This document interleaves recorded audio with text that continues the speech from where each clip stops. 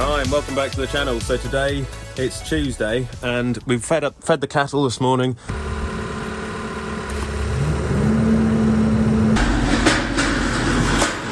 Made sure everything was sorted out. So we're just going to start the tractor up and head off down to Bury St Edmunds. So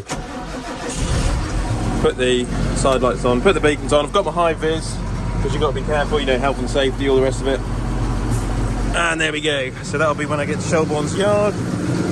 And the beacons are on, so we'll head off now down to Bury St Edmunds. So it'll be about an hour's drive down. So I'll see you when we get to Bury St Edmunds. All right, we've made it. It took us about just under an hour to get here, so it really wasn't that far at all. We've just got to go inside, sign in, got the high vis, and then we'll put the Hedgecutter on the back. All right, so it's now the next day, and I picked the Hedgecutter up yesterday, and it's now on the back of a John Deere. So here it is. It's a Shelbourne Reynolds 7060T. It's got the 1.5 metre head on it.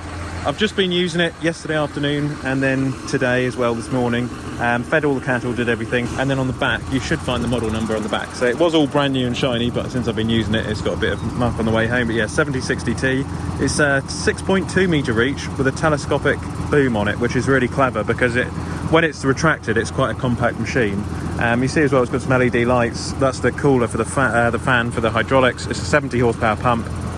And anyway, I'll show you how it all goes in the cab. But so far, really pleased with it. I've just been doing, you see the hedges by the farmyard, and I've just started some on the inside of the fields as well. But I'm trying to do the ones near the farmyard, if that makes sense. So I hope you can see them all the way down there. I don't know if my phone is very good at picking it up. That's what we can down there. So anyway, I'll go in the cab.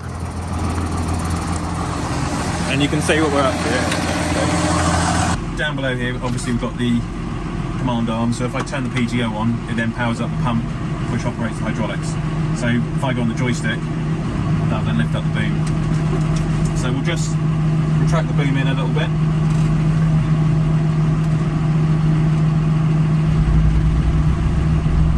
It's quite handy with the telescopic because it makes the boom really compact down like narrow lanes. I mean, I've just been going down lanes like that all day, so just get out of the sun because the sun's right in our eyes typically.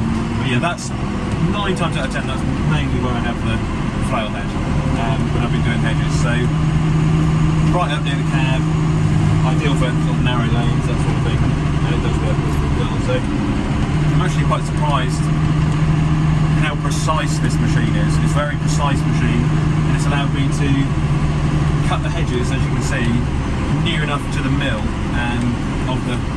of each twig. It's a very, very precise machine, which I can only put down to the fact that it's very rigid, because on the back, on the clevis, it's got a stabiliser. So really, really precise machine. I do need a bonnet cover. There is one coming from Ireland. It's just taking its time to turn up. It'll be on order, so it will come hopefully in the next few weeks. So I'll pop that back up. Look, hydraulic roller, that makes all the difference, that does. And it's so quick as well to go up and down. It saves you getting a spanner out. So knock it down into first range on the auto power. Power up the flail. You've got to hold the green button down, wait a little while, and then she'll fire up into life. And I run it at about 440. I found 440 RPM is about the sweet spot for this hedge cutter. It leaves a nice finish without drinking too much fuel. So get her up to about 440. You can hear, if you want, quiet as mouse. Just such a quiet machine, and I can only put that down to the engineering and how the system works with the oil flow and the pressure. So along we go.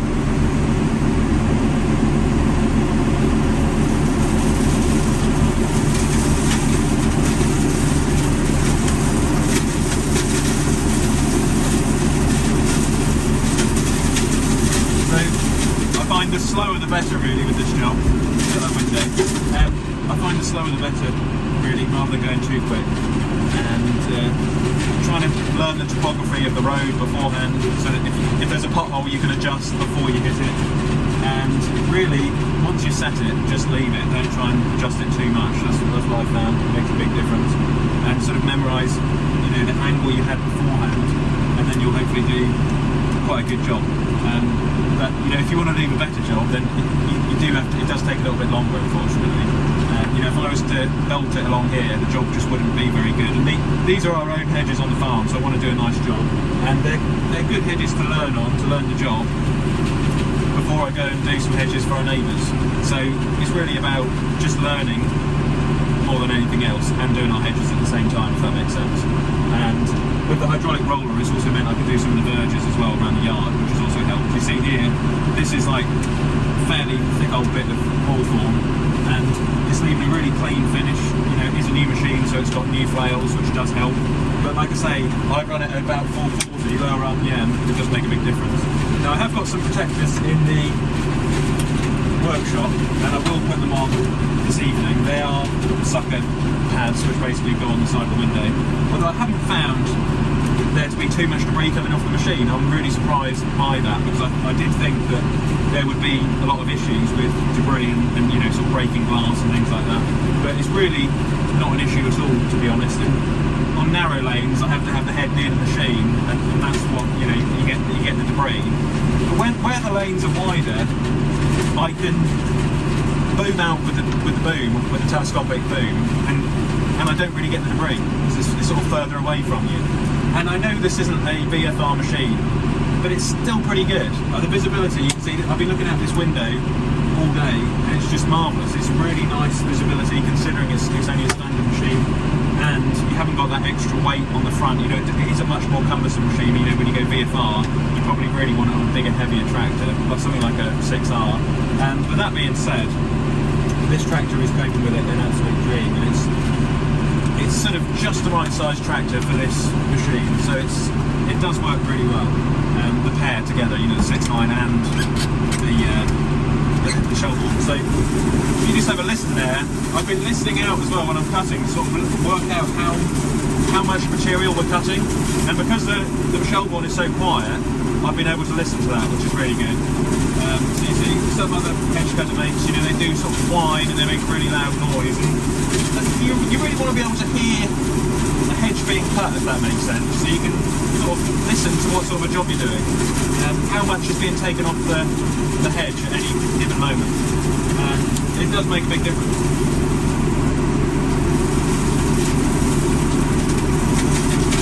Now, of course, we're just doing the tops of the hedge, and then I'll come back and do a loop, and I'll do the sides today on the road, and then over the next week I'll do it on the inside and go around all the insides of the fields, providing we don't get too much rain. That is the problem. And of course the beauty of the road is that it doesn't matter any time of the year. You can be cutting as long as it's between 1st of September, I believe, and 1st of March, which is of course hedge cutting season. So shut up, I'll go with it. It's you know, you do want to be cutting within the season, of course. So I haven't got very long left. There's only rest of January and then February left of hedge cutting. So I've really got to get on with it. But yeah, so far very pleased with this machine. Absolutely fantastic. I'm really surprised by the controls, because I didn't think I'd be able to get the control arm in this cab without taking off the passenger seat. So just goes to show Shelbourne's engineering is really, really top-notch stuff. Absolutely fantastic. It's actually bolted to the seat.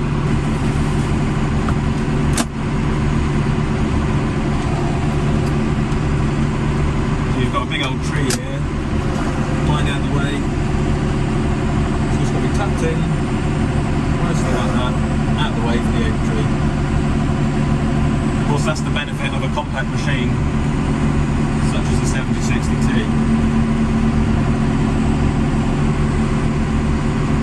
Compact unit, and then just literally once we go past, back to flail head down. You see we put the cover up a little bit. It's on the second pole, just because we've got some larger bits of regrowth which you just want to catch through the mouth of the flails. See, the animals are grazing the turnips off at the moment. Luckily at this time of the day, we're quite lucky because there's not too much traffic, but there has been a fair bit of traffic sort of towards morning with rush hour, and then mainly in the evening. But it hasn't been too bad really. Of course, when it goes dark, you really want to be packing up, because I haven't got the lighting kit on this tractor really to hedge cut at night. And once it gets to about 4 or 5 now, I just end it for the day, and then I'd rather come back the next day and do a better job. So it's going well. Right, well, we've been by the roadside most of the day, and now I'm really just in the field on the inside, trying to do the insides and trying to sort of fine tune the hedges, if you like. So I've still left my beacons on, the lights are still on, because although we're not on the road, I just want, if people are driving past, they just need to know that you're in the field and it's health and safety and all that good stuff. Yeah, I do have as well, if we get out of the cab, my high-vis, health and safety, you never know, so you're always getting told off health and safety by our insurance representative. So it's going pretty well, but it's just taken, you know, a little bit of time and taken a bit of getting used to as well, really. So obviously doing the hedges, talking as well, trying to explain what we're up to. But I'll take it back in the yard later and we'll grease it up. And you know, you can have the best machine in the world, but if you haven't got if the operator's not on it, you know, keeping an eye on the job, then you know, you're not going to leave a nice finish or do a good job. So yes, the machine is a big part of it, but I think the operator as well can be a big part of it as well. So it does help with these controls. They're really sensitive. You can adjust them in the settings. Makes a big difference. And also as well, I think sharp flails as well does make a big difference. So and going slow. You know, taking your time if you can. Obviously on a contracting job, you know, you've got to get a move on. But on jobs at home like this, you can take your time a little bit more. You can go a little bit slower. Because of course it's for the farm, you know, so you know, hedges need to look nice for the equine part and for the horses and for the arena and everything. So that's really why I'm trying to take my time on these hedges and I'd rather do, you know, a better job than rush it and do a bad job, you know what I mean? So,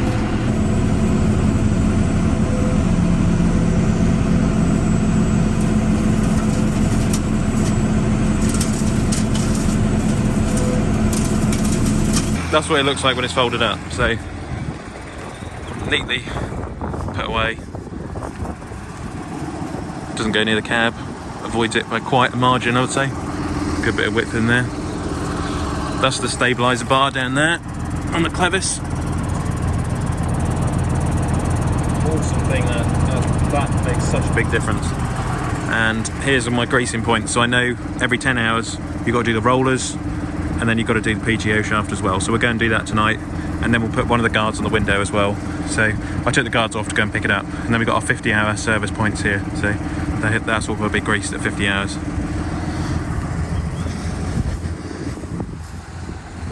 Right, well, we've just pulled up here by the granary. We've got the grease gun out before the sun finally does go, and I've got the 2 points to grease up, which is the bearings, and then there's also the PTO shaft, which we're going to do as well, which is a really short PTO shaft for this tractor, because John Deere's are notorious for needing short PTO shafts, which is, I think it's because they've got short link arms, if I remember rightly.